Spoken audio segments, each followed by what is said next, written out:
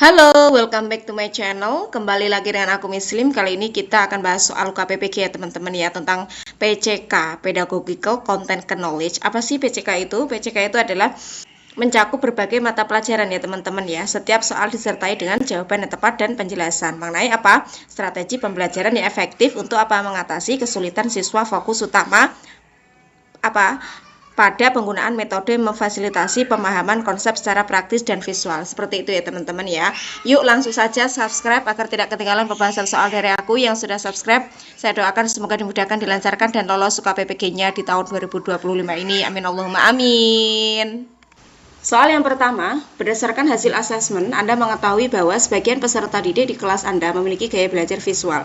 Sementara itu, sebagian yang lain lebih suka belajar secara auditori. Anda merasa perbedaan gaya belajar ini menjadi sebuah tantangan karena Anda terbiasa mengelola kelas yang lebih homogen. Apa prioritas tindakan yang Anda lakukan bila menghadapi situasi ini? A. Berupaya merencanakan aktivitas yang memungkinkan tiap peserta didik bekerja secara individual sesuai gaya belajar masing-masing. B. Memikirkan metode pengajaran yang tidak hanya mengandalkan satu jenis media. C. Membagi peserta didik ke dalam kelompok-kelompok kecil berdasarkan gaya belajar mereka. D. Menyediakan sumber belajar yang mencakup berbagai jenis media seperti teks, video, dan presentasi lisan. E. Mengusulkan kepada koordinator kelas untuk lebih homogen dalam membagi kelas untuk mempermudah proses pembelajaran. Nah, di soal yang pertama ini kan tentang perbedaan gaya belajar ya teman-teman ya. Perbedaan gaya belajar merupakan tantangan yang lazim di kelas yang beragam. Nah, oleh karena itu strategi yang paling ideal adalah, kita langsung saja bahas opsi yang A, berupaya merencanakan aktivitas yang memungkinkan tiap peserta didik bekerja secara individual sesuai gaya belajar masing-masing. Nah, untuk opsi yang A di sini kurang tepat ya teman-teman ya. Kenapa? Karena kan di opsi A terlalu individual dan tidak efisien seperti itu ya. Jadi opsi A masih kurang tepat. Kita lihat opsi yang B, memikirkan metode pengajaran yang tidak hanya mengandalkan satu jenis media. Di opsi yang B, ini juga kurang tepat ya teman-teman ya. Ini tidak cukup konkret atau solutif seperti itu. Kita lihat lagi dengan opsi yang C, membagi peserta didik ke dalam kelompok-kelompok kecil berdasarkan gaya belajar mereka. Nah, untuk opsi yang C itu sama hal dengan opsi yang D ini bagus ya teman-teman ya. Lebih bagus opsi yang C daripada opsi yang C, tapi masih belum sempurna. Kenapa? Karena opsi yang C ini bisa menimbulkan segregasi ya teman-teman ya. Seperti itu, kurang tepat ya opsi yang C.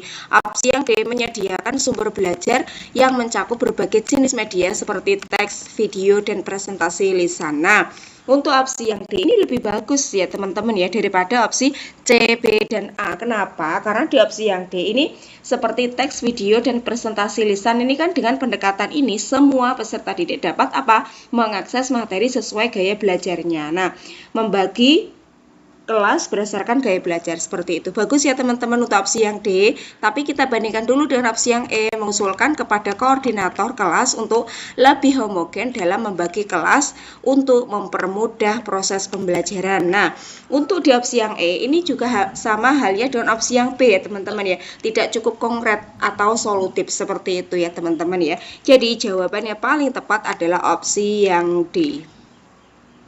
Soal yang kedua, Anda adalah guru matematika yang akan mengajarkan materi perkalian bilangan ratusan ketika Anda memberikan soal di kelas. Hanya sebagian kecil peserta didik yang dapat menyelesaikan soal dengan benar. Setelah dilakukan asesmen lebih lanjut, ternyata ada beberapa peserta didik yang baru dapat melakukan perkalian bilangan puluhan.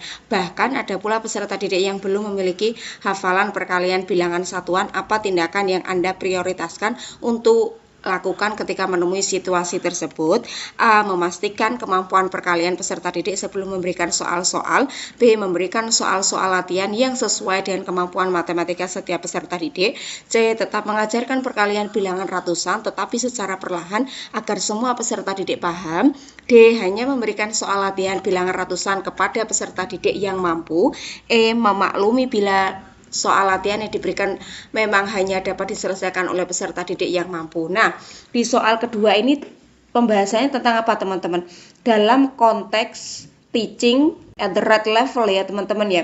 Guru harus menyesuaikan pengajaran dengan tingkat penguasaan peserta didik ya teman-teman. Nah, maka apa yang harus dilakukan oleh guru? Nah, kita untuk opsi yang A memastikan kemampuan perkalian peserta didik sebelum memberikan soal-soal. Nah, untuk opsi yang A ini bagus sekali ya teman-teman ya. Karena kenapa? Karena untuk opsi yang A ini langkah awal yang sangat penting. Ini memungkinkan apa? Guru memetakan kebutuhan belajar dan menyusun strategi pembelajaran yang adaptif. Seperti itu ya. Opsi yang A bagus. Opsi yang B memberikan soal-soal latihan yang sesuai dengan kemampuan matematika setiap peserta didik. Nah, untuk opsi yang B ini lebih bagus opsi yang A ya teman-teman ya. Karena kenapa?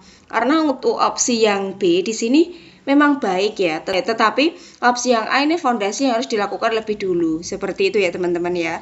Jadi opsi yang B kurang tepat, opsi yang C tetap mengajarkan perkalian bilangan ratusan tetapi secara perlahan agar semua peserta didik paham. Nah, untuk opsi yang C ini juga kurang tepat ya teman-teman ya. Karena kan mengabaikan prinsip bertahap dalam pembelajaran, seperti itu. Opsi yang D, jadi opsi yang C kurang tepat ya teman-teman ya. Opsi yang D hanya memberikan soal latihan bilangan ratusan kepada peserta didik yang mampu. Nah, opsi yang D ini malah sama halnya dengan opsi yang C ya teman-teman ya, mengabaikan prinsip juga, seperti itu. Opsi yang E memaklumi bila soal latihan yang diberikan memang hanya dapat diselesaikan oleh peserta didik yang mampu. Nah, opsi yang E itu sama halnya opsi yang D dan C ya teman-teman ya, mengabaikan prinsip bertahap dalam pembelajaran, seperti itu ya teman-teman ya. Jadi jawaban yang paling tepat adalah opsi yang A. Oke teman-teman, sampai di sini dulu. Thank you for watching.